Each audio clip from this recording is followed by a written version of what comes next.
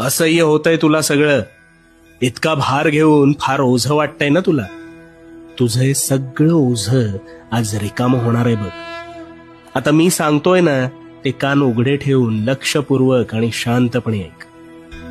आता समज रस्त्यातून तू एक वजनदार गोष्ट तुझ्या उजव्या हातात धरून चालतोयस. सुरुवातीला चालताना तुला तितकासा भार जाणवत नाहीये, पण जसं जसं तू पुढे सरसावतोस तसा तुझ्या हातावर अधिक ताण येतो. आणि मग अशा वेळेस तू काय करतोस तर ती गोष्ट तात्पुरती का होईना खाली ठेवतोस अथवा दुसऱ्या हातात घेतोस. का? कारण भार झेपेनासा झाल्यावर त्यावर त्याच वेळी तू तत्परतेने मार्ग काढतोस आणि त्या हातावरचा भार टाळतोस. मग यातून काय कळलं?